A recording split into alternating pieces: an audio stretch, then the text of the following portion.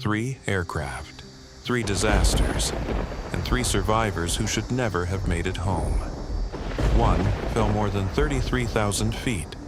1 awoke alone in the Amazon, and 1 clung to wreckage in the Indian Ocean. Every story sounds impossible. Every one is true.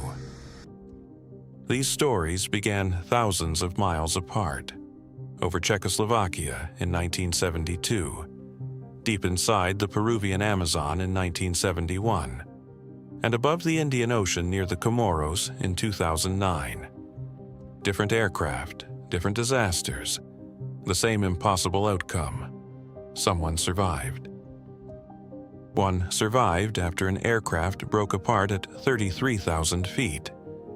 Another fell into the Amazon and spent 11 days searching for a way out. The third clung to floating wreckage through the darkness of the Indian Ocean. None of them should have survived, but they did. On January 26, 1972, Vesna Vulović joined JAT Flight 367 in Copenhagen, serving aboard a McDonnell Douglas DC-9 bound for Belgrade via Zagreb. She had not originally been scheduled for the flight. The airline had confused her with another attendant named Vesna. At first, it seemed like an ordinary assignment. At 3:15 that afternoon, Flight 367 departed Copenhagen and headed southeast toward Zagreb. The DC-9 carried 23 passengers and 5 crew members. For 46 minutes, it crossed the winter landscape of Central Europe without incident. Then, at 4:01, everything changed. 46 minutes after leaving Copenhagen, an explosion tore through Flight 367. The official investigation concluded that explosives hidden inside luggage had detonated in the forward cargo compartment. The DC-9 broke apart over Czechoslovakia, killing 27 people. One section of wreckage began falling from 10,160 meters. Vesna was still inside. Vesna was not falling alone through the open sky. She remained trapped inside a broken section of the fuselage, pinned in place by a food trolley. The wreckage tumbled toward the snow-covered hills below. From more than 10 kilometers above the ground, she had no parachute, no control, and almost no chance. The falling fuselage struck a snow-covered, heavily wooded hillside near Srpska Kamenice. The deep snow and the angle of impact absorbed part of the force. A local villager named Bruno Honka heard screams coming from inside the wreckage. Against every expectation, Vesna Vulović was alive. Emergency crews carefully freed Vesna from the twisted fuselage and carried her through the snow. She had suffered a fractured skull, 2 broken legs, and serious injuries to her spine. Yet she was still breathing. As the ambulance rushed toward the hospital, no one knew whether she would survive the night. At the hospital, Vesna remained unconscious as doctors fought to stabilize her. Her injuries had left her temporarily paralyzed from the waist down. For days, no one knew what her recovery would look like. When she finally opened her eyes, she remembered nothing of the explosion, the fall, or how she had survived. 10 months after the crash, Vesna learned to walk again. She never remembered the explosion or the fall, but her name entered history as the survivor of the highest fall without a parachute. Her ordeal ended in the snow. The next began beneath the Amazon canopy, where a 17-year-old girl opened her eyes after another aircraft broke apart in the sky. On Christmas Eve, 1971, 17-year-old Juliane Koepcke boarded JAT Flight 508 in Lima with her mother Mariah. They were flying to Pucallpa, where they planned to spend Christmas with Juliane's father. There were 92 people aboard. Only one would survive. The 4-engine Lockheed Electra flew east over the Peruvian rainforest.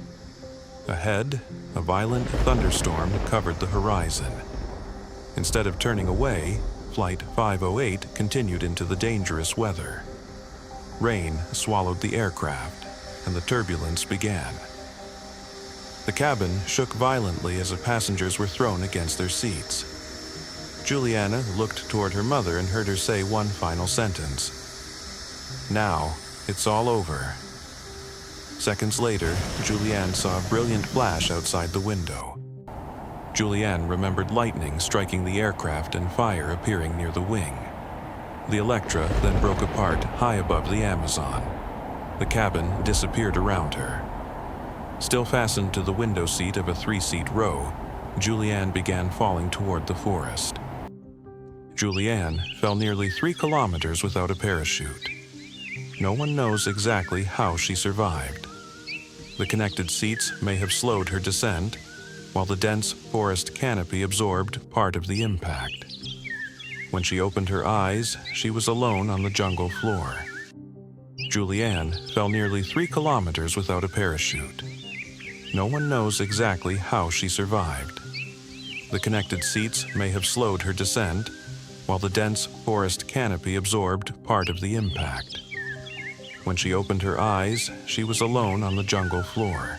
For 10 days, Juliane followed streams deeper into the rainforest.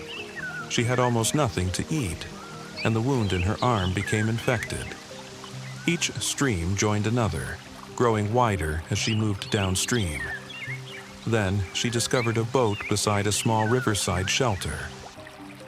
Juliane refused to take the boat because it did not belong to her. She waited in the shelter until local workers arrived the following morning. They treated her wounds and carried her by canoe toward safety. After 11 days in the Amazon, the only survivor of Flight 508 was going home. Our final survivor would awaken in a very different wilderness, the open ocean. On June 29, 2009, 12-year-old Bahia Bakari left Paris with her mother, traveling to the Comoros. In Sana'a, they boarded the final leg, Yemenia Flight 626, an Airbus A310 carrying 153 people. Flight 626 departed Sana'a at 6:54 p.m. Shortly before 2 o'clock the next morning, local time, the aircraft began its night approach to Moroni. Visibility was reported at 10 kilometers, but powerful winds complicated the visual maneuver toward runway 20. Inside the cabin, the atmosphere changed quickly. Turbulence shook the aircraft. Passengers tightened their seatbelts, and unease spread through the rows. Bahia sat beside her mother, unaware that these were their final moments together. Then, during the final approach, Flight 626 was lost. The aircraft struck the Indian Ocean near the Comoros Islands and broke apart in the darkness. There were 153 people on board. Only one would survive. Bahia surfaced alone in the black water, surrounded by floating wreckage. The aircraft was gone. The cabin was gone. Her mother was gone. All around her, the ocean carried pieces of the disaster into the night. Injured, exhausted, and unable to swim to safety, Bahia clung to a piece of debris for hours. The smell of fuel hung in the air. Waves struck her from every side, and the night seemed endless.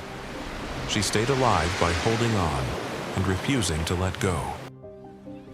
At dawn, rescuers searching the crash area spotted a small figure still floating on the open sea. A boat turned toward her, and the crew rushed to pull the lone survivor from the water.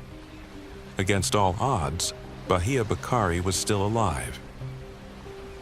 Wrapped in blankets aboard the rescue vessel, Bahia became the only survivor of Yemenia Flight 626. She had survived a plane crash, a night alone in the Indian Ocean, and hours on the edge of death. 3 crashes, 3 impossible survivors. and every one of them was real.